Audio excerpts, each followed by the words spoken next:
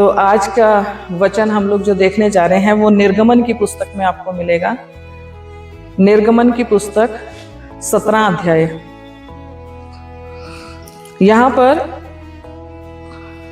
क्या होता है, अभी भाई साहब ने इसको रीड किया था पूरा, कि इस्राएली लोग जो है ना, ये मिस्र से निकल के और आगे सफ़र करते हुए कनान देश की तरफ जा रहे थे, लेकिन रास्ते में बार बार उनको कुछ दिक्कत परेशानियां होती थी और वो बार बार बुड़बुड़ाते थे, बार बार कंप्लेंट्स करते थे, है ना।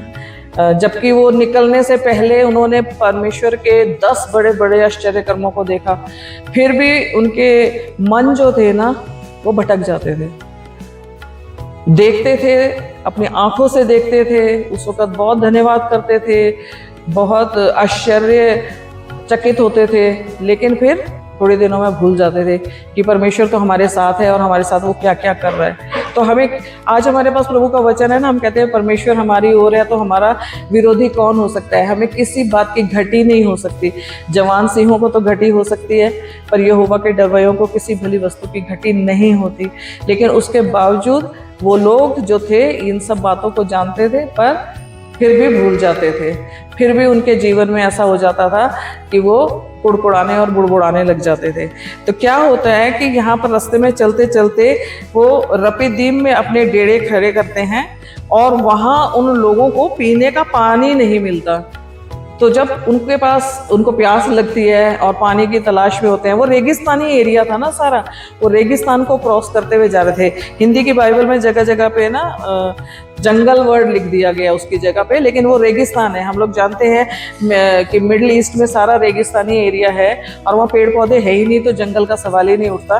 बिल्कुल वहाँ पे पानी ही नहीं है पीने के लिए। वो इतने उनको दिक्कत हो रही है और जानवर उनके प्यासे हैं, वो लोग प्यासे हैं, और फिर भी वो लोग कह रहे हैं कि परमेश्वर को प्रोवाइड करना चाहिए क्योंकि परमेश्वर हमें लेके चल रहा है। मूसा के पीछे पड़ जाते हैं बार बार कि भाई तू देखे, हम पढ़ते हैं आगे क्या लिखा है। इसलिए वे मूसा से वाद विवाद करके कहने लगे, हमें पीने का पानी दे, तू लेके आया हमें, मिस्र देश से तेरी अगुवाई में आए हैं, तू ही तो हमें लेके चला वहां से, है ना। अब रास्ते में कठिनाई आ रही है तो वो मूसा के पास आके उल्हाने देते, हमारे को पानी दे, कहीं से भी दे, हमें नहीं पता, हमें पानी चाहिए, हमारे जानवरों के लिए पानी चाहिए। तो उसके साथ वो बहुत वाद विवाद कर रहे थे। मूसा ने उनसे कहा, तुम मुझसे क्यों वाद विवाद करते हो और यहोवा की परीक्षा क्यों करते हो। फिर वहां लोगों को पानी की प्यास लगी, तब वे ये कहकर मूसा पर बुड़बुड़ाने लगे, तू हमें बाल बच्चों और पशुओं समेत प्यासा मार डालने के लिए मिस्र देश से क्यों निकाल लाया है। हमें प्यासा मारेगा, है ना। मिस्र से हमें निकाल लाया, रास्ते में हमारे पास पीने के लिए पानी नहीं है, अब हम प्यासे मरे। पब्लिक तो बहुत थी, लोग बहुत थे, पानी था नहीं, फिर पब्लिक के साथ साथ जानवर भी थे उनके, तो बड़े बुड़बुड़ा रहे थे वो लोग। तब मूसा ने क्या करा, वो यहोवा परमेश्वर के पास दुहाई देता है और कहता है कि इन लोगों के साथ मैं क्या करूं प्रभु, ये सब मुझ पर पथराव करने को तैयार हो रहे हैं। मतलब कितने क्रोधित होंगे और क्या क्या कह रहे होंगे ना, कि मूसा परमेश्वर के आगे कह रहा है ये लोग तो मेरे ऊपर पत्थर मारने के लिए तैयार हैं। और उन दिनों में सजा होती थी ना, किसी को मारना तो पत्थर मार मार के मार डालो। तो मतलब वो इतने गुस्से हो गए थे मूसा से, इतने नाराज थे कि पत्थर भी मारने को तैयार थे। और तब यहोवा ने मूसा से क्या कहा, 5वें वचन में लिखा है, इस्राएल के वृद्ध लोगों में से कुछ को अपने साथ ले ले और जिस लाठी से तूने नील नदी पर मारा था ना, उसे अपने हाथ में लेकर लोगों के आगे आगे बढ़ चल। उसी लाठी को जिससे तूने नील नदी पे मारा था, उसी लाठी को अपने हाथ में ले और कुछ बुजुर्ग लोगों को, वृद्ध लोगों को साथ में ले, और साथ में लेने के बाद आगे चल और मैं तेरे आगे आगे चलूंगा, है ना। वो कहते हैं कि आगे बढ़ चल, देख मैं तेरे आगे आगे चलूंगा। परमेश्वर कह रहे हैं तू डरना नहीं, घबराना नहीं। आज भी परमेश्वर हमारे साथ साथ चलते हैं, हमारे आगे आगे चलते हैं, बल्कि मूसा को कहते हैं मैं तेरे आगे आगे चलूंगा, तू लाठी ले और कुछ वृद्ध लोगों को साथ ले और चल। और कहता है कि मैं तेरे आगे चलकर होरेब पहाड़ की एक चोटी पर खड़ा रहूंगा। मैं तेरे आगे चलूंगा, परमेश्वर कह रहे हैं ना, क्या कह रहे हैं, होरेब नाम का जो पहाड़ है उसकी एक चोटी पे मैं खड़ा हो जाऊंगा, ठीक है, और तू आकर क्या करना, उस चट्टान पर मारना, जैसे नील नदी में मारा था, उस चट्टान पर मारना, मैं उस चट्टान पर होऊंगा, तब उसमें से पानी निकलेगा। परमेश्वर एक और आश्चर्य कर्म करने जा रहे हैं। जो मिस्र में किए थे वो तो किए थे रास्ते में, है ना, तो वहां पर वो कहता है उस चट्टान पर मारना और उसमें से पानी निकलेगा जिससे ये लोग पिए। तब मूसा ने इस्राएल के वृद्ध लोगों के देखते देखते वैसा ही किया, और मूसा ने उस स्थान का नाम मस्सा और मरीबा रखा, क्योंकि मस्सा का जो मतलब है ना वो है ही कि लड़ाई झगड़ा, है ना, लिखा आगे वाद विवाद करने वाला, और उसका जो मरीबा है उसका नाम है झगड़ा, झगड़ा करना। तो झगड़ा किया उन लोगों ने, तो मूसा ने उस जगह का नाम ही रख दिया मस्सा और मरीबा, क्योंकि इसराइलियों ने वहां वाद विवाद किया था और यहोवा की परीक्षा ये कहकर की थी कि क्या यहोवा हमारे बीच में है या नहीं। देखें परमेश्वर हमसे कितना प्यार करते हैं, प्रभु यीशु मसीह हमसे कितना प्यार करते हैं, वो हमें साथ साथ लेके चलते हैं, क्या कुछ नहीं करते। यीशु मसीह ने हमारे लिए क्या कुछ नहीं किया, है ना, मेरी सूरत बिगड़ी थी, मेरा दिल था खाली, तूने सींचा लहू से ताकि आए हरियाली, आए। आज हमारे जीवन में हरियाली है, हम खुश हैं, हम पापों से छुटकारा पा चुके हैं, हमारा उद्धार हुआ है, हमें प्रभु यीशु मसीह ने अनंत जीवन दिया है। उसके बाद भी हमें डाउट होता है कि प्रभु यीशु मसीह क्या आप हमारे साथ हैं? क्या हम लोग प्रभु यीशु को अपने साथ लेकर चल रहे हैं?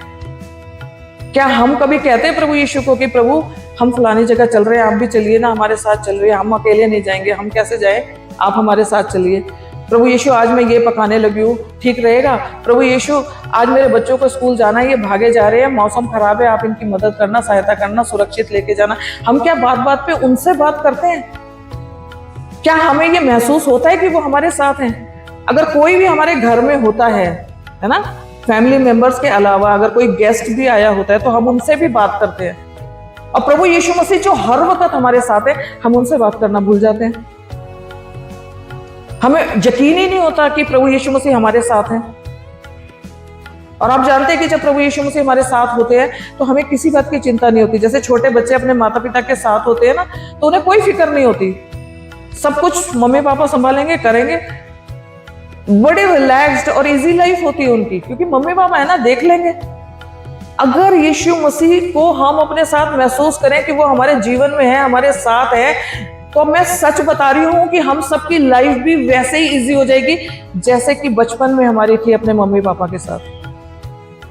आज हम सोचते हैं हमारी इतनी उम्र हो गई, हमने सारी जिम्मेदारियां पूरी करी, नौकरियां करी, भागदौड़ करी, सारे काम करे, उसके बावजूद अब हम इस उम्र में अब कैसे करें? लेकिन हमारी सुनने वाला कोई नहीं, हमारे बड़े चले गए हमारे बीच में से, हम किसको जाके कहें? बच्चे तो बच्चे हैं, छोटे हैं, अगर बड़े भी हो गए हैं तो वो बच्चे ही होते हैं हमारी नजरों में। तो हमें तसल्ली और सहारा और आशीष और विश्राम देने वाला परमेश्वर हमारे साथ है। यीशु मसीह का वायदा है, मैं संसार के अंत तक सदैव तुम्हारे साथ हूं। अगर हमारे को उस बात पर यकीन होगा तो 100% हमें ये फील आएगा कि वो हमारे साथ हैं, और अगर वो हमारे साथ हैं तो 100% हमारी लाइफ इजी हो सकती है। ये कुड़कुड़ा रहे हैं, बुड़बुड़ा रहे हैं, उसके बावजूद परमेश्वर इनके जीवन में काम कर रहे हैं। परमेश्वर हमेशा अपने बच्चों को प्यार करते हैं। जैसे कोई भी माँ बाप ना अपने नौटी बच्चे को भी नहीं छोड़ता, कोई गलत रास्ते पे भी निकल जाता है ना, 1000 दुआएं करते हैं उसके लिए, समझाते हैं, सुधारते हैं, है ना, कोई ऐसी संगति देने की कोशिश करते हैं, कोई ऐसे उनको उसमें हम डाल देते हैं कुछ एक्टिविटीज में, ताकि बच्चों का ध्यान गलत तरीकों से हटके सही रास्ते पे लगे। हम छोड़ थोड़ी देते हैं उन्हें, कभी भी नहीं छोड़ते हम अपने बच्चों को ना, कितना भी वो ना कहना मानने वाला और शैतान के तरीके का बच्चा भी होगा तो भी हम दुआएं मांगते रहेंगे। हर माँ बाप रो रो के दुआएं मांगता रहता है कि मेरा बच्चा सुधर जाए, मेरा बच्चा सही रास्ते पे आ जाए, है ना। और जो हो सके उसके लिए करते हैं। कई दफा समाज में शर्मिंदा होना पड़ता है, कई बार थाना पुलिस हो जाती है, वहां भागना पड़ता है बच्चे की वजह से। सारी जिंदगी अपनी इज्जत बनी रही लेकिन बच्चे के चलते जाना पड़ रहा है, फिर भी माँ बाप जाते हैं, भले उसको डांटते हैं, है ना, भले उसको पनिश करेंगे बाद में, लेकिन कम से कम जरूरत के समय में वहां पहुंचेंगे। ऐसा ही प्रेमी पिता है हम लोगों का, जो हमें कभी नहीं छोड़ता। इस्राएली लोगों के साथ साथ चल रहा है, इतने सारे आश्चर्य कर्म करके वो प्रभु वहां से इजिप्ट से उनको निकाल कर लाता है, और वहां से लाने के बाद उनको फिर भी यकीन नहीं है, और वो क्या कह रहे हैं कि यहोवा हमारे बीच में है या नहीं। थोड़ी देर के लिए पानी के लिए परेशान हो गए और उनको डाउट आ गया कि यहोवा हमारे साथ है भी कि नहीं। अगर वो नहीं होता तो इतने सारे आश्चर्य कर्म इजिप्ट में होते थे? नहीं होते थे। लेकिन उन्होंने फिर भी बुड़बुड़ाया, कुड़कुड़ाया। और हम में से भी बहुतों की ऐसी आदत है, जब तक सब कुछ ठीक चलता रहता है हमें प्रभु बहुत अच्छा लगता है। जहां जरा से दुख आए, तकलीफ आई या कोई परेशानी आई, बस सारा ब्लेम प्रभु को देने लग जाते हैं। हमारी तो सुनता ही नहीं, हमारे जीवन में तो कुछ ठीक होता ही नहीं, अच्छा होता ही नहीं। तो ये इंसान की फितरत है, इंसान ऐसा ही है। जब तक उसको सब कुछ ठीक से मिले, प्रोवाइड करते रहो, तब तक सब ठीक है, सब खुश हैं। और जहां आप नहीं कर पाओ, वहां पर लोग जो है इंसान को नहीं छोड़ते तो परमेश्वर के लिए क्या क्या बोलते हैं। तो यहाँ पर हम वही देख रहे हैं कि इन लोगों का कुड़कुड़ाना, इन लोगों का बुड़बुड़ाना, उसके बावजूद परमेश्वर ने इनकी गलतियों को नजरअंदाज करते हुए इनकी बातों को देखो, यहोवा परमेश्वर सब सुनते रहते हैं। हम क्या क्या कर रहे हैं, हम क्या क्या बोल रहे हैं, उसकी निगाहें अपने बच्चों की तरफ हमेशा लगी रहती हैं। और वो ना फिर भी क्या कहते हैं कि चल तू वो लाठी उठा जो तूने नील नदी पे मारी थी, कुछ वृद्ध लोगों को साथ ले ले और मैं तेरे आगे आगे चलूंगा। वो ये नहीं कह रहे कि तू जाकर कर, मैं तेरे साथ साथ चलूंगा, मैं तेरे आगे आगे चलूंगा, है ना। क्योंकि मूसा को परमेश्वर का भरोसा और सहारा, और परमेश्वर मूसा को प्यार करने वाला और सारे इस्राएलियों को प्यार करने वाला पिता, है ना। अपनी प्रजा कहता है उन्हें छोड़ूंगा थोड़ी मैं, उसका ये प्यार है। तो वो कहता है मैं जाके होरे पहाड़ के ऊपर खड़ा हो जाऊंगा और तू उस पर लठ से मारना।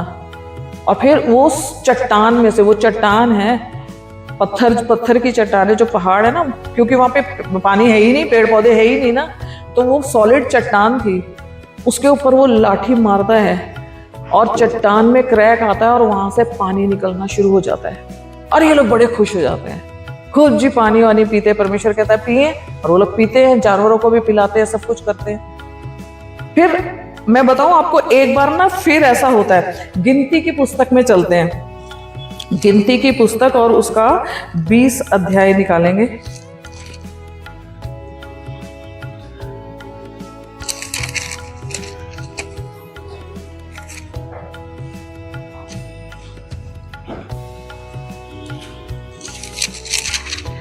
यहां पर एक बार फिर से ऐसा ही होता है। 20वें अध्याय में, पहले महीने में सारी इस्राएली मंडली के लोग सीने नामक जंगल में आ गए और कादेश में रहने लगे। अब वो तो उन्होंने वो जगह तो छोड़ दी, अब ये तो कूच ही कर रहे थे आगे से आगे ना, तो अब ये आगे एक और जगह में पहुंचते हैं।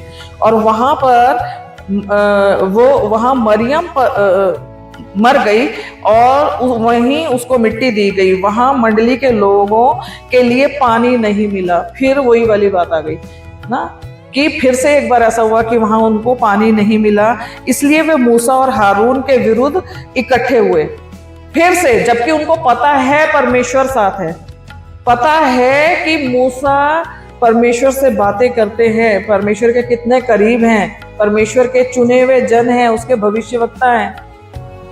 और पिछली बार भी परमेश्वर से उसने बात करी और परमेश्वर उसके साथ है, और परमेश्वर ने उसको रास्ता बताया। उसने उस चट्टान पर मारा था मरीबा में, और वहां पर पानी मिल गया था हम लोगों को। फिर दूसरी बार जब पानी नहीं मिल रहा तो इन लोगों को भरोसा नहीं होना था, अरे पिछली बार भी तो प्रभु ने पिलाया था, इस दफा भी पिलाएगा। प्रभु के लिए क्या कठिन है। तो हमारे लिए जब हमारे जीवन में एक बात अच्छी होती है तो हम दोबारा उस चीज के ऊपर भरोसा कर लेते हैं ना, हमें कॉन्फिडेंस आ जाता है। और इन लोगों का कॉन्फिडेंस देखो कहाँ गया, ये फिर कुड़कुड़ाने और फिर बुड़बुड़ाने लगे। इनको यकीन नहीं था कि इस बार, उनको लग तब तो हो गया आश्चर्य कर्म, अब थोड़ी होगा। प्रभु ने एक बार कर दिया। अभी आज की दुनिया में भी पता है, लोग कहते हैं अरे आश्चर्य कर्म वगैरह तो पहली सदी में होते थे, अब कहाँ होते हैं, अब कहाँ होते हैं। पर आपको पता है हमारा परमेश्वर युगानुयुग एक समान परमेश्वर है। वो जैसा था वैसा है, वैसा ही सदा तक रहने वाला है, वो कभी बदलता नहीं। वो ही तो है काम करने वाला। वो आश्चर्य कर्म उस जमाने में भी करता था, वो आश्चर्य कर्म आज भी करता है। और हम लोग तो उसके बहुत बड़े गवाह हैं। हमारी आंखों के सामने अनगिनत लोग ठीक हुए, अंधे देखने लगे, लंगड़े चलने लगे, गूंगे बोलने लगे, यहाँ तक कि मुर्दा भी जी उठा, ब्रेन डेड पेशेंट ठीक हो गया। क्या कुछ नहीं हुआ। दुष्ट आत्माएं इतनी निकलती हैं, दर्दें पीड़ाएं तो यूं भाग जाती हैं। क्या क्या प्रॉब्लम, कौन सी ऐसी बीमारी छोटी से लेकर बड़ी से बड़ी तक जो हमने ठीक होते नहीं देखा। एक लड़की बचपन में 3 साल की थी, उसकी आंख में सुई चुभ गई। डॉक्टर्स ने देखा, हर जगह पर उसके टेस्ट हुए, पता लगा वो तो डैमेज हो चुकी है ना, ठीक हो ही नहीं सकती।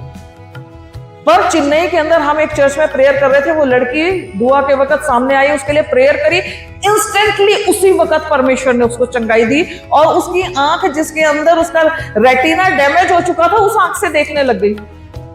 हालेलुया। क्या मुश्किल है परमेश्वर के लिए। करने वाले हम लोग थोड़ी होते, हम तो सिर्फ दुआ ही करते हैं विश्वास के साथ। पर हमारा भरोसा और हमारा विश्वास सामने वाले के जीवन में चंगाई लाता है। सामने वाले को भी विश्वास करना चाहिए। पर मूसा रिक्वेस्ट कर रहा है, बार बार परमेश्वर के सामने जाता है, गिड़गिड़ाता है। परमेश्वर के चुने हुए लोग यही करते हैं, आपके पासवान यही करते हैं, आप लोगों के बिहाफ पर दुआएं प्रार्थनाएं करते हैं। बार बार मूसा, परमेश्वर अपने लिए, प्रभु कहता है ना, मैं अपनी इच्छा के निमित्त तुम लोगों के लिए चरवाहे नियुक्त करूंगा। परमेश्वर चरवाहे देता है, परमेश्वर उन चरवाहों को आपका लीडर बनाता है। कलीसिया, क्योंकि कलीसिया भेड़े है ना, भेड़ों को एक लीडर चाहिए होता है रास्ता दिखाने के लिए। तो परमेश्वर अपने लोगों को खड़ा करता है जो कलीसिया के बिहाफ पर परमेश्वर से बार बार बात करते हैं, रिक्वेस्ट करते हैं, प्रार्थना करते हैं। और हमें नाशुक्रा नहीं होना चाहिए। एक बार परमेश्वर ने हमारे जीवन में इतना बड़ा काम किया हो तो हमको तो कभी जिंदगी भर नहीं भूलना चाहिए कि हमारा परमेश्वर कितना सामर्थी है। जब मेरे जीवन में ये तकलीफ थी, ये परेशानी थी, परमेश्वर ने खुद मुझे छुआ और चंगा किया। हमारा तो कॉन्फिडेंस और बढ़ जाना चाहिए, हमारा तो विश्वास और बढ़ जाना चाहिए, घटना नहीं चाहिए। यहां पर इन लोगों को देखो, अभी वो पहले चट्टान पे मारा गया था और फिर अब दोबारा दूसरी जगह पर आते हैं, वहां पानी नहीं है। मरियम मूसा की बहन थी, उसकी डेथ होती है, उसको मिट्टी दी जाती है, दुख का भी समय है ना। ऐसा तो नहीं है कि वो मूसा भी तो इंसान ही था, उसको भी तो दुख हुआ होगा ना, उसकी बहन चली गई। तो ये लोग अपना ही कुड़कुड़ाना बुड़बुड़ाना नहीं छोड़ रहे। थोड़े समय के लिए दुख उसके साथ मना लिया, अफसोस कर लिया, उसके बाद भाई पानी ला हमारे लिए, हम तो प्यासे मर रहे हैं, ये दुख वुख तो हो गया बहुत, अब पानी का इंतजाम कर। फिर से कुड़कुड़ाना और फिर से बुड़बुड़ाना। फिर से देखिए यह क्या लिखा हुआ है कि और लोग ये कहकर मूसा से झगड़ने लगे, भला होता कि हम उस समय ही मर गए होते जब हमारे भाई यहोवा के सामने मर गए, और तुम यहोवा की मंडली को इस जंगल में क्यों ले आए हो कि हम अपने पशुओं समेत यहाँ मर जाएं, और तुमने हमको मिस्र से क्यों निकालकर इस बुरे स्थान में पहुंचाया है। मिस्र से, जहां वो गुलाम थे, जहां उनके साथ गुलामों जैसा सलूक होता था, है ना, उनको कितनी ताड़ना प्रताड़नाएं दी जाती थी और बहुत कुछ उनको वहां सहना पड़ता था। दिन रात वो काम किया करते थे। वो जो बड़े बड़े पिरामिड्स बन रहे थे, सब कुछ बन रहे थे, सारी मेहनत मजदूरी ये कर रहे थे। बड़ी बड़ी ईंटें भी इन्हें बनानी पड़ती थी और सब, मतलब दिन भर रात भर, चाहे आप बीमार हो चाहे दुखी हो, लेकिन क्योंकि आप गुलाम हो, वो कोड़े लेके खड़े रहते थे, कैसे काम नहीं करेगा। उस दशा से निकाल के लाया मूसा परमेश्वर के अनुग्रह से। परमेश्वर ने अपने लोगों का, इन्हीं लोगों का रोना सुना, दुख हुआ, मूसा को लेकर आया वो कि तू चल और अगुवाई कर मेरे लोगों की, और निकाल के लाएंगे उसको वहां से। है ना। परमेश्वर हमेशा इंसानों के साथ मिलकर काम करता है। बाइबल बताती है, नया नियम में भी लिखा है कि हम लोग परमेश्वर के कोलीग्स हैं, उसके साथ काम करने वाले। परमेश्वर अकेला यहाँ काम नहीं करता। इस पृथ्वी का अधिकार उसने आपको और मुझको दे रखा है। आदम और हवा को ही दे दिया था आरंभ में। अब अगर यहाँ पर कुछ भी करना है तो हम लोगों के साथ मिलकर करता है परमेश्वर।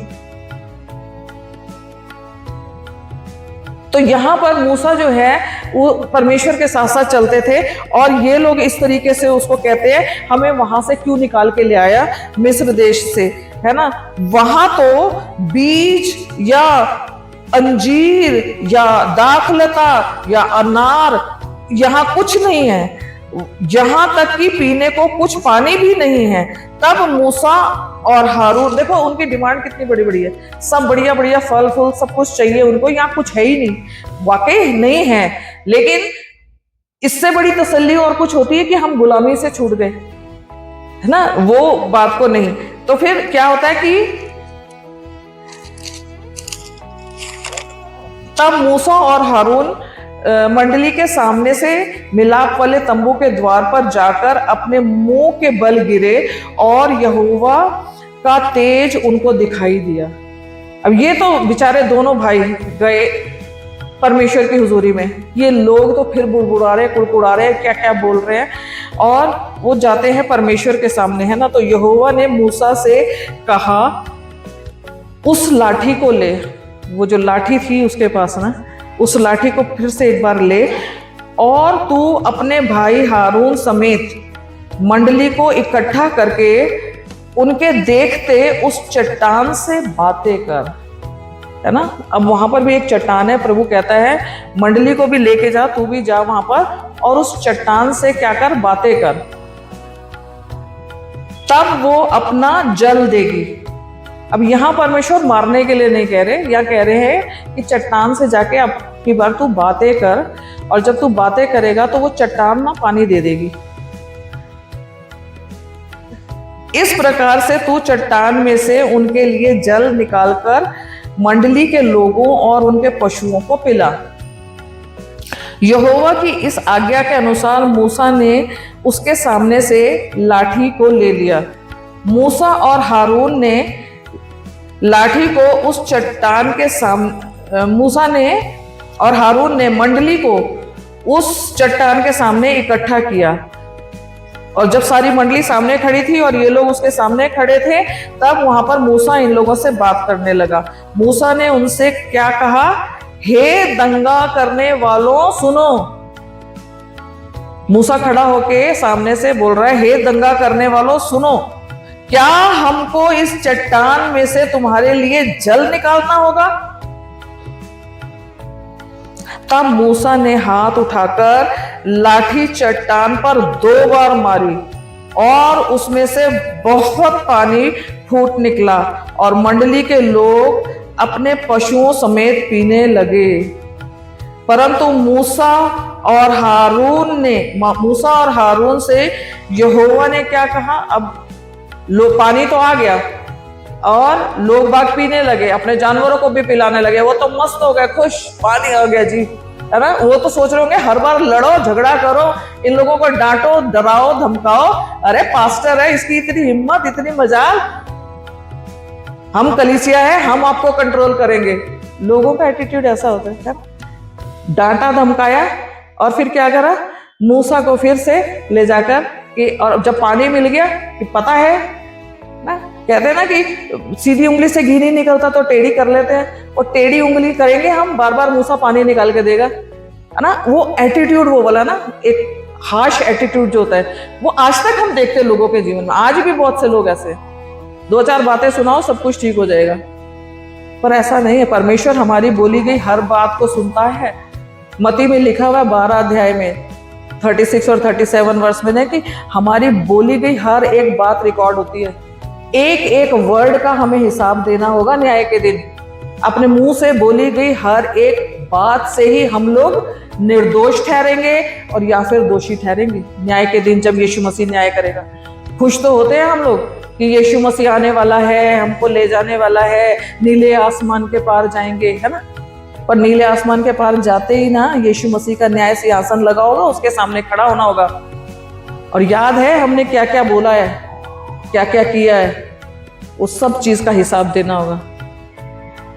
खुल जाएंगी किताबें जब भी हिसाब होगा, इंसाफ का तराजू यीशु के हाथ होगा। तो हम लोग इन लोगों के समान नहीं होने चाहिए। ये सारी चीजें हम लोगों के लिए एग्जाम्पल्स हैं। जो इनके साथ हुआ वो हमारे साथ नहीं होना चाहिए। तो हमें केयरफुल होना चाहिए, क्योंकि हमारे सामने एग्जाम्पल्स, अगर पढ़ पढ़ के भी, सुन सुन के भी, समझ समझ के भी हम उन्हीं की चाल चल रहे हैं, जबकि हम लोगों को यीशु मसीह की सी चाल चलना है ना। यीशु मसीह का अनुकरण करना है, यीशु मसीह के स्वरूप में अंश अंश करके बदलते जाना है। लेकिन हम क्या करते हैं, इस टेढ़ी और हठीली जाति के जैसे बनते चले जाते हैं। तो आज हम लोगों को ना परमेश्वर का वचन खुद एनालाइज करने के लिए कह रहा है, क्योंकि हम में से किसी को हक नहीं कि हम किसी दूसरे के ऊपर दोष लगाएं, है ना। हम सबको अपने आप को जांचने की जरूरत है। बाइबल जो है ना हम लोगों के लिए एक मिरर है, एक आईना है, जिसमें देख के हम अपने आप को चेक कर सकते हैं कि हम सब कुछ ठीक चल रहा है कि नहीं, हमारी लाइफ कैसी है, हमारा जीवन कैसा है, यीशु मसीह के सामने खड़े होने के, न्याय के सिंहासन के सामने खड़े होने के योग्य हो रहे हैं कि नहीं, बन रहे कि नहीं, बदल रहे हैं कि नहीं, है ना। नई सृष्टि वचन कहता है ना 2 कुरिन्थियों 5:17 में कि यदि हम मसीह में हैं तो हम नई सृष्टि हैं, पुरानी बातें बीत गई हैं, सब कुछ नया हो गया है। और नया हो जाना चाहिए, तो हम नए हो रहे हैं कि नहीं। हमारी पुरानी आदतें, पुराना स्वभाव ही चला जा रहा है हमारी जिंदगी में, या हम वचनों को समझ रहे हैं, सीख रहे हैं और उसको सुन सुन के उसके अनुसार अपने लाइफ को चेंज करने की कोशिश कर रहे हैं। ये हम लोगों को अपने बारे में खुद सोचना चाहिए, क्योंकि इससे सिर्फ हमारा ही भला होएगा या हमारा ही नुकसान होएगा, किसी और का कुछ नहीं जा रहा। हम दूसरे को चेक करते हैं, दूसरे को चेक करते हैं, दूसरा तो सुधर गया, पता लगा, चला गया, हम उन 5 कुंवारियों की तरह बाहर ही रह गए जिनके पास तेल नहीं था, है कि नहीं। दूसरों को चेक करेंगे, बार बार बोलेंगे तो शायद उसको समझ में आ जाए और वो सुधर जाए। हम लोगों को अपने आप को एनालाइज करना है। हम लोगों को इनके जैसा, टेढ़े और हठीले लोगों के जैसा नहीं बनना है, हमें यीशु मसीह के जैसा बनना है। क्योंकि बाइबल कहती है जितनों ने यीशु मसीह में बपतिस्मा लिया है ना, गलातियों 3:27 में लिखा हुआ है, जितनों ने यीशु मसीह में बपतिस्मा ले लिया उन्होंने यीशु मसीह को पहन लिया। अब जब यीशु मसीह को पहन लिया तो यीशु मसीह दिखना चाहिए कि नहीं। हम जो भी ड्रेस पहनते हैं वो ड्रेस ही तो दिखती है, हम थोड़ी ना दिखते, हम तो इस ड्रेस के अंदर छिपे हुए हैं। ऐसे ही प्रभु का वचन कहता है हम मसीह की में छिपे हुए हैं, हम मसीह में छिपे हुए हैं, हमने मसीह को पहन लिया। और जो भी दुनिया के लोग देखेंगे तो कहेंगे कि मसीही लोग, तभी तो मसीह कहलाते हैं, मसीही लोग हैं। और मसीही लोग कैसे होने चाहिए ये हम लोगों को पता होना चाहिए। लोग एग्जाम्पल देते हैं मसीह लोगों का, अरे आप क्रिश्चियन होके भी झूठ बोलते हो, आप क्रिश्चियन होके भी ऐसी बातें करते हो। लोगों के आज भी एक्सपेक्टेशन है कि क्रिश्चियन लोग ऐसे गलत काम नहीं करते हैं। तो कितने अच्छे एग्जाम्पल्स हमारे बड़े लोग सेट करके गए, हमें भी उसको कंटिन्यू करना चाहिए कि हमारी जिंदगियों से भी लोग कहें कि वाह ऐसा होना चाहिए मसीह जीवन। कितना अच्छा है ना, इनसे बात करके कितनी शांति मिलती है ना, कितनी तसल्ली मिलती है ना, कितनी अच्छी सलाह देते हैं ना, प्रभु की बातें कितनी अच्छी बताते हैं ना। ये चीजें हमारी जिंदगी से लोगों को झलकनी चाहिए। लोग हमें देखें तो मसीह दिखे उन्हें। हमने तो मसीह को पहना हुआ है, और अगर पहना है तो मसीह दिखना चाहिए। हमने मसीह को छिपा रखा है या मसीह ने हमको छिपा रखा है? मसीह हमारे दिल में रहता है। मसीह हमारे दिल में है तो वो अंदर छिप गया हमारे, नहीं, वो अंदर भी होना चाहिए, वो बाहर भी होना चाहिए। जितने बपतिस्मा लेते हैं उन्होंने मसीह को पहन लिया है, बाइबल बताती है। तो बाप जो पहन लिया तो वो बाहर से, बाहरी रूप है, बाहर से भी मसीह दिखना चाहिए और अंदर से भी मसीह दिखना चाहिए। और यहां पर देखिएगा कि परमेश्वर ने मूसा को और हारून को कुछ कहा। जब हम परमेश्वर के बहुत नजदीकी में होते हैं ना, परमेश्वर के काम कर रहे होते हैं, तो उस वक्त ना हम लोग बहुत ज्यादा कॉन्फिडेंट हो जाते हैं कि हम रोज परमेश्वर से बातें करते हैं और परमेश्वर हमारे थ्रू बहुत काम करता है ना। ये ओवर कॉन्फिडेंस ना बहुत लोगों में हो जाता है कि परमेश्वर तो हमारे थ्रू कुछ भी काम करता है, हम जो प्रभु से कह दें हर बात का सोल्यूशन मिल जाता है, रास्ता निकल आता है ना। लोग ऐसा कह रहे हैं, लोग वैसा कह रहे हैं, पर मैं तो परमेश्वर की ओर से खड़ा हूं, मैं कुछ भी कर सकता हूं। गुस्से में, क्रोध जो है ना, ये शैतान हमारे जीवन में लाता है। गुस्से में हम कई बार बहुत गलत कदम उठा जाते हैं। प्रभु को जानने के बाद भी, उसके दास सेवक होने के बाद भी गलतियां हो जाती हैं हमसे। यहां पर मूसा और हारून ने क्या करा, परमेश्वर ने क्या कहा था उसको कि ना बात करना, पर इन्होंने बात करने के बजाय क्या करा, पहली बात तो उन्होंने मंडली को सबको इकट्ठा करके क्या बोल रहे हैं कि हे दंगा करने वालों सुनो, क्या हमको इस चट्टान में से तुम्हारे लिए जल निकालना होगा? वो निकाल सकते हैं, वो निकाल सकते थे, है ना। हम अपने ऊपर अपने आप को ना कई दफा बड़ी महिमा देने शुरू कर देते हैं कि हम दुआ करेंगे तो ये हो जाएगा, हमारी वजह से ऐसा होता है। कई दफा ना ये ही मैं बोल रही हूँ, ओवर कॉन्फिडेंस लोगों के अंदर आ जाता है। तो क्या होता है, परमेश्वर ने, यहोवा परमेश्वर ने उनको कहा कि जाओ और उस चट्टान से बातें करो, और ये आकर क्या कह रहे कि क्या हमको तुम्हारे लिए इस चट्टान में से पानी निकालना पड़ेगा? जैसे कि इनके ही कुछ करने से पानी आने वाला था। वहां पे भी परमेश्वर ने ही उनको रेमेडी बताई थी। परमेश्वर ने कहा था कि जाओ मरीबा में और चट्टान पर उस लाठी को मारो, है ना। तो परमेश्वर खुद वहां खड़े थे चट्टान के ऊपर, और यहां पर भी परमेश्वर की योजना थी। परमेश्वर ने अपनी योजना के अनुसार उनसे कहा कि जाके बात करो, और इन लोगों ने पहले तो अपने आप को दिखाया कि क्या हम तुम्हारे लिए पानी निकालें, है ना, कि परमेश्वर है ही नहीं सीन में, परमेश्वर कुछ नहीं कर रहे, तुम मुझ पर बुड़बुड़ा रहे हो, और अब मैं जाऊं और मैं जाके पहाड़ को फिर से मारूं तुम्हारे लिए, और लो मैं जाता हूं और मैं मारता हूं और देखो तुम्हारे लिए पानी निकालता हूं, है ना।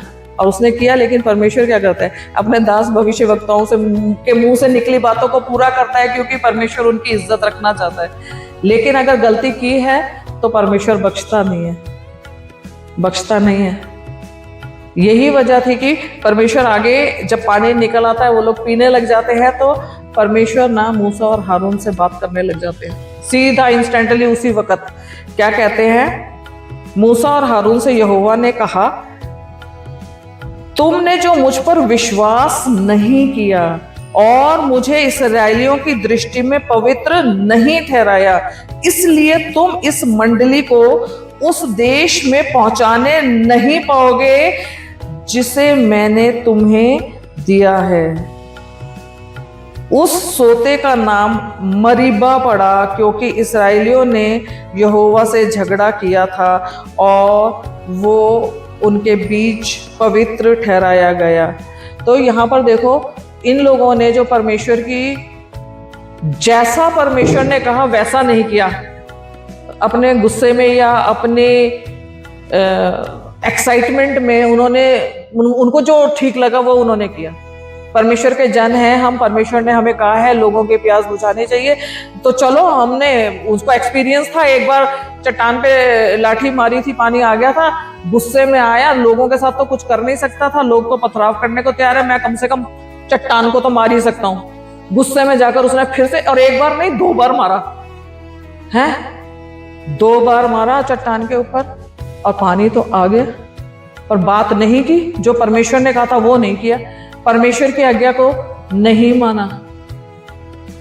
और परमेश्वर, यहाँ पे आपको पता है, जो भी काम परमेश्वर करता है और जो कुछ भी परमेश्वर ने पुराने नियम में किया है ना, ये सारी बातें हम लोगों के लिए दृष्टांतों की रीति पर है।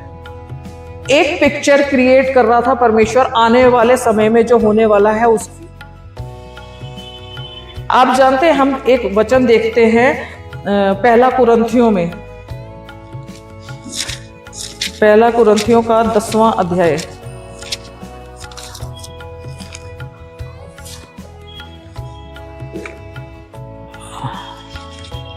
पहला कुरिन्थियों का 10वां अध्याय। और यहाँ पर पौलुस जो है ना, इस बात को एक्सप्लेन कर रहे हैं, और हम लोग पहले वचन से पढ़ लेते हैं। यहाँ पौलुस क्या कह रहे हैं, हे भाइयों, मैं नहीं चाहता कि तुम इन बातों से अनजान रहो कि हमारे सब के सब बाप दादा जो थे वो बादल के नीचे थे और सब के सब समुद्र के बीच से पार हो गए, और सब ने बादल और समुद्र में, ऊपर से बादल और नीचे समुद्र। और समुद्र कैसे था, समुद्र तो 2 भाग हो गया था ना, तो इस साइड भी समुद्र था आधा और इस साइड भी समुद्र था आधा, और ऊपर बादल ने कवर कर रखा था, और नीचे भी जमीन के ऊपर थोड़ा बहुत तो पानी रहा ही होगा। जब सारा पानी एक साइड कर दिया तो नीचे थोड़ा बहुत कीचड़ टाइप पानी या थोड़ा बहुत पानी होगा, तो चारों तरफ से वो पानी में थे। तो पौलुस कहता है हमारे बाप दादाओं ने भी पानी में जाकर बपतिस्मा लिया था, और तुम लोग इस बात से अनजान ना रहो कि जी हमारे पुरखाओं ने तो लिया नहीं था, तो हम क्यों ले। तो यहाँ पर पौलुस वही चीज कह रहे हैं कि सब के सब बादल और समुद्र में मूसा का सबने बपतिस्मा लिया। दूसरी बात क्या कहता, और सबने एक ही आत्मिक भोजन किया। आप जानते हैं एक ही आत्मिक भोजन वो रास्ते पर 40 साल तक खाते रहे, और वो क्या था, मन्ना। ऊपर से बरसाया परमेश्वर ने, स्वर्ग से बरसाया मन्ना और उनको खाने के लिए दिया। वो आत्मिक भोजन था, है ना। वो आत्मिक भोजन सबने एक जैसा भोजन किया 40 साल तक, और सबने एक ही आत्मिक जल भी पिया। सबने एक ही आत्मिक जल पिया, क्योंकि वे उस आत्मिक चट्टान से पीते थे जो उनके साथ साथ चलती थी, और वो चट्टान मसीह था। हालेलुया, वो चट्टान मसीह था। अब सोचो, आप पहली बार जब उन्होंने, परमेश्वर ने कहा कि जा और उस चट्टान को मार, और जब उस चट्टान को मारा तो वो प्रभु यीशु मसीह के क्रूसिफिकेशन को दर्शाता है कि यीशु मसीह आएगा और हम लोगों के लिए मारा जाएगा, उसको मारा जाएगा यीशु मसीह को। वो हम लोगों के लिए मरेगा और हम लोग जीवन पाएंगे। और दूसरी बार प्रभु ने क्या कहा कि मारना मत अब, क्योंकि दूसरी बार प्रभु यीशु ने क्रूसिफाई नहीं होना है, अब जाके बातें कर। जब यीशु मसीह ने हमारे लिए अपने प्राणों का बलिदान दे दिया क्रूस के ऊपर, वो मारा गया सचमुच में, पहली बार एक ही बार हमेशा के लिए वो मारा गया, और उसके ऊपर विश्वास करने की वजह से आप और मैं निर्दोष ठहरे, निष्कलंक ठहरे, हमारे पाप क्षमा किए गए, हमें अनंत जीवन दिया गया, हमें उद्धार मिला, हमें नया जन्म मिला। यीशु मसीह के ऊपर विश्वास करने की वजह से, उसके इतने बड़े बलिदान की वजह से, जो कुर्बानी उसने क्रूस के ऊपर दी, उसकी वजह से हम लोगों को पापों से छुटकारा और मृत्यु के बंधनों से आजादी मिली। उसके बाद चट्टान तो है, यीशु मसीह तो है, लेकिन उससे सिर्फ बातें करनी है। जैसा मैं अभी पहले कह रही थी ना कि यीशु मसीह अगर हमारे साथ है तो उसके साथ हमें बातें करनी चाहिए। ये वही बात है अभी कि परमेश्वर क्या चाहता है कि यीशु मसीह हमारे साथ साथ है। अगर हम उसके जन हैं तो वो चट्टान आज भी हमारे साथ है, और उस चट्टान से हमें जिंदगी भर बातें करनी है। और जब हम बातें करेंगे, जब हम उससे प्रेयर करेंगे, हम प्रेयर के द्वारा ही तो बातें करते हैं, हम प्रेयर में तो बातें करते हैं, है ना, प्रेयर के नाम से भी करते हैं। और जब हम बहुत ज्यादा बातें करने लग जाते हैं, बहुत ज्यादा प्रेयर यीशु मसीह से करने लग जाते हैं ना, तो मिनट मिनट पे हर घड़ी घड़ी हम उनसे बातें करने लगते हैं। प्रेयर के रूप में नहीं करते, पर डायरेक्ट बातें करने लग जाते हैं। प्रभु चले हम, प्रभु आज मैं ये वचन शेयर करूं, प्रभु पता नहीं कैसा रहेगा, मुझे नहीं पता, आपका आत्मा अगुवाई करे, मैं बोलूं कि ना बोलूं। हर वक्त हम लोग ऐसे, सचमुच में हम ऐसे प्रभु से बातें करते रहते हैं। वो प्रार्थना नहीं होती कि एक तरीके से शुरू करी और एक तरीके से खत्म करी, हम डायरेक्ट वैसे ही बातें करते रहते हैं। और वही करने के लिए परमेश्वर ने हमें कहा है, इस मंडली को भी वही करने के लिए कहा था कि जाओ उससे बातें करो और वो तुमको जल दे देगी। हालेलुया। और वो जल क्या है, वो आत्मिक जल क्या है, पवित्र आत्मा। वो पवित्र आत्मा को दर्शाता है। प्रभु यीशु मसीह ने क्या कहा मत्ती 7:37-38 में कि जो कोई भी प्यासा है वो मेरे पास आए और पिए, और मैं उसे जीवन का जल दूंगा, और जो मुझ पर विश्वास करेगा ये जीवन का जल का सोता बन जाएगा, और उसके अंदर से वो जल बहने पर निकलेगा। हालेलुया। वो जल देने को तैयार है। बातें करो उससे, बातें करो तो वो पवित्र आत्मा से भर देगा। उन्होंने कहा है कि तुम तो इंसानी माँ बाप होकर, सांसारिक लोग होकर, अपने बच्चों के मांगने पर उन्हें अच्छी और भली वस्तुएं देना जानते हो, तो मैं तो तुम्हारा स्वर्गीय पिता हूं, मैं तुम्हारे मांगने पर तुम्हें पवित्र आत्मा क्यों ना दूंगा। हालेलुया। वो जल ही पवित्र आत्मा है ना। वो मत्ती में लिखा है, अगर आप पढ़ना चाहें उस वचन को तो पढ़ के देखिए। प्रभु यीशु मसीह ने जो कहा, खुद उनके मुंह से निकली हुई बातें हैं ये, जो मैंने अभी आपके सामने बोला।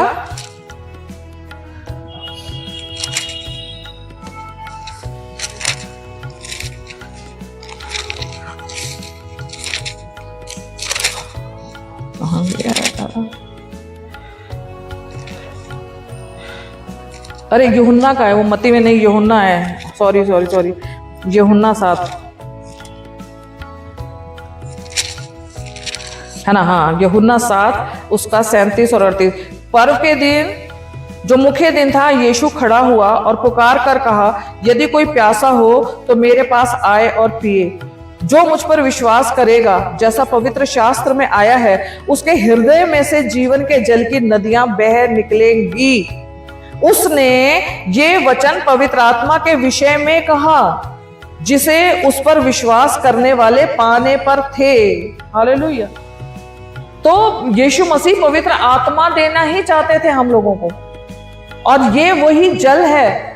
जब सामरी स्त्री से प्रभु यीशु मसीह पानी मांगते हैं और वो कहती है, आप तो यहूदी हैं और मैं सामरी हूं, हमारा आपस में कुछ लेना देना नहीं, बातचीत नहीं, फिर आप मुझसे पानी क्यों मांग रहे हैं? आप तो हमारे हाथ का कुछ खाते पीते नहीं, यहूदी लोग। तो यीशु मसीह पता उसको क्या कहते हैं? यूहन्ना के 4 अध्याय में लिखा है, 10वां वचन पढ़ रही हूं। यीशु ने उसे उत्तर दिया, यदि तू परमेश्वर के वरदान को जानती और ये भी जानती कि वो कौन है जो तुझसे कहता है कि मुझे पानी पिला, तो तू उससे मांगती और वो तुझे जीवन का जल देता। हालेलुया। तू उल्टा उससे मांग लेती और वो तुझे जीवन का जल देता। तो प्रभु यीशु मसीह तो सामरियों को भी कह रहा है कि जीवन का जल ले सकती है तू, और वहां यहूदियों को भी कह रहा है, आओ जो कोई प्यासा है मेरे पास आओ और पियो।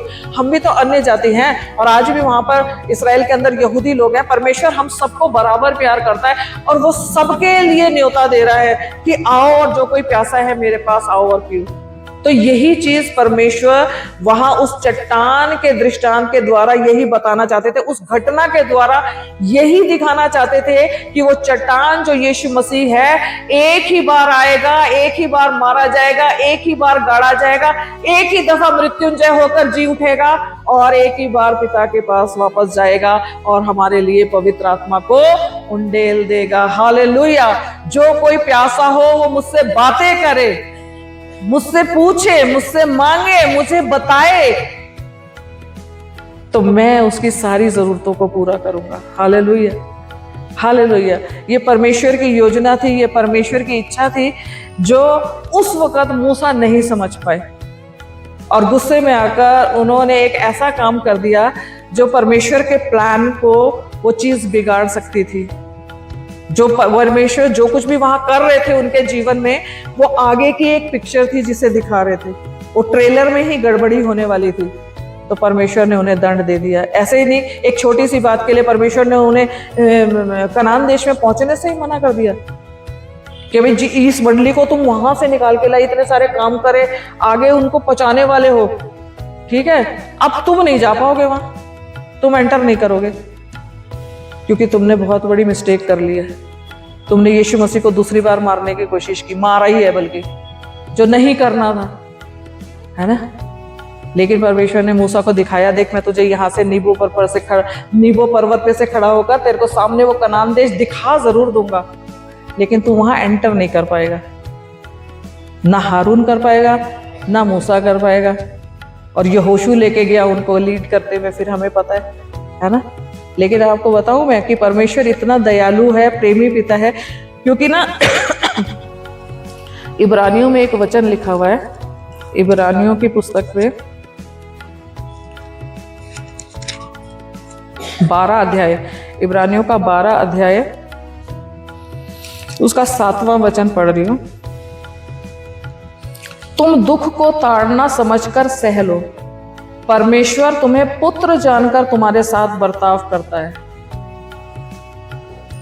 अब इन लोगों के ऊपर ताड़ना ही तो पड़ी परमेश्वर की कि तुम जहां पहुंचने के लिए निकले थे, सारी मंडली तो पहुंचेगी, सारी मंडली भी नहीं पहुंची थी, 20 से ऊपर साल के सारे लोग मर गए थे ये कुड़कुड़ाने बुड़बुड़ाने की वजह से।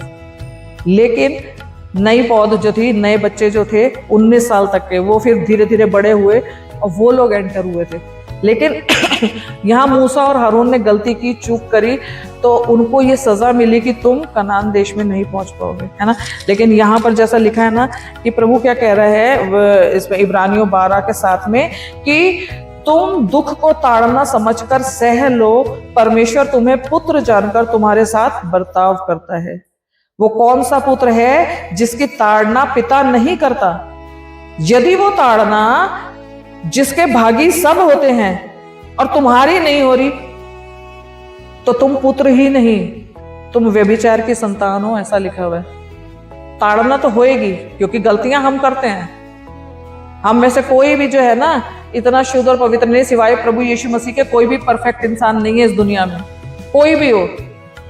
हर एक जन से गलतियां हो जाती हैं, और जब गलतियां होती हैं तो परमेश्वर हमारी ताड़ना किया करता है, क्योंकि वो हमारा पिता है और हम उसके बच्चे हैं।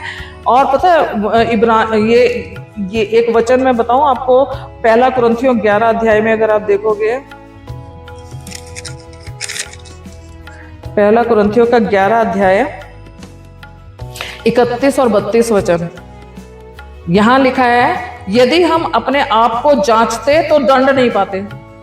अगर जैसे वचन सुनते हैं, जांचते हैं, मैंने बोला ना, हम ये हमारे लिए एक मिरर है, बाइबल हमारे लिए एक शीशा है। जब हम तैयार होते हैं, अपने आप को कहीं जाना है, काम पे जाना है, रोज सुबह ऑफिस वगैरह जाने से पहले हम लोग जब तैयार होते हैं तो शीशे के आगे जरूर जाते हैं।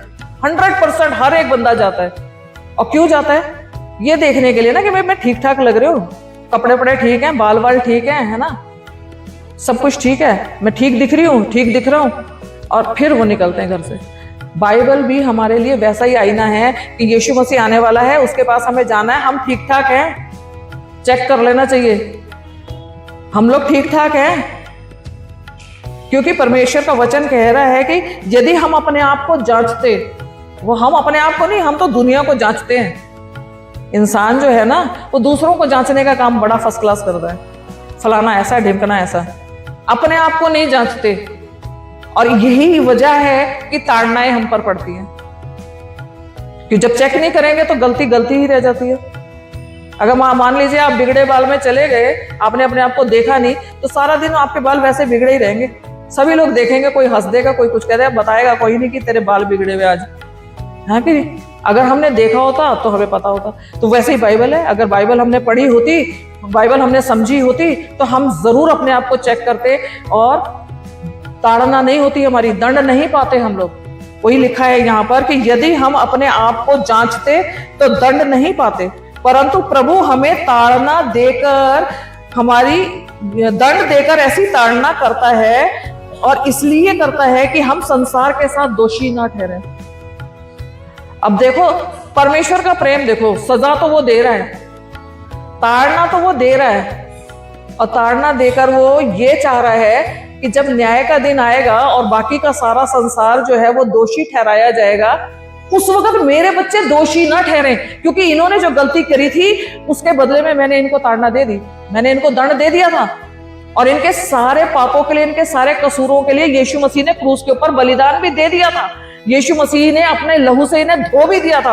हर गलती के बाद हमें ताड़ना मिलती है और हम मैले हो जाते हैं, हर बार यीशु मसीह के लहू से हम धोए जाते हैं। इस बात का हमें एहसास होना चाहिए कि हम हर बार, वो चश्मा है मामूर, दाग दिल के करता दूर, तो वो जब हम गाते हैं कि वो चश्मा जो है ना, यीशु के लहू का चश्मा आज भी बह रहा है, और वो सचमुच में हमें धोता है, जो हम लोग समझ नहीं पाते हैं। हम लोगों को रियलाइज ही नहीं होता कि हम दिन में कितनी बार यीशु मसीह के लहू से धुल जाते हैं। और वो उसका प्यार है कि उसने अपने बेटे को कुर्बान किया और उसने लहू का ऐसा चश्मा बहाया कि हमारी बार बार की गलतियों को धोया जा सके, ताकि हम लोग संसार के जैसे दोषी ना ठहर जाएं, नरक में ना जाएं। ये परमेश्वर की योजना है आपके और मेरे लिए।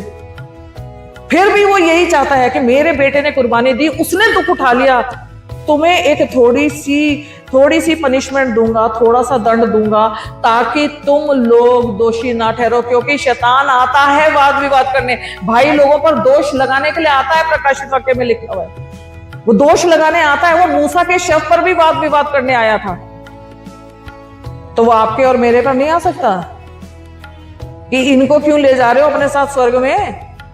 अरे इनके ऊपर तो इन्होंने इतनी गलतियां करी हैं, इतने कसूर किए हैं, ये मेरे साथ जाएंगे नीचे अधोलोक में, आप कहां इन्हें लेके जा रहे हैं? मिकाइल से तू मैं कर ली थी उसने। अब परमेश्वर क्या कहेगा, देखो इन्होंने गलती की थी, मेरे बेटे ने इसका प्राइस पे किया इसकी गलती का, और उसके लहू से धुल के ये साफ हो चुका है। जो इसने गलती करी मैंने उसको पनिश भी किया, इसको ताड़ना भी दी, इसको डांटा, इसको कोड़े भी लगाए, और मैंने इसको बचा लिया अपने लहू के द्वारा। ये परमेश्वर का प्रेम है। इसलिए परमेश्वर हमारे ऊपर ताड़नाएं आने देता है, और जब ताड़ना आती है वो क्या कह रहा है, परमेश्वर हमें पुत्र जानकर हमारे साथ बर्ताव कर रहा है, और तुम पुत्र सोच के कि मैं पुत्र हूं उस ताड़ना को सह लो, क्योंकि उसी में हमारी भलाई है भाई।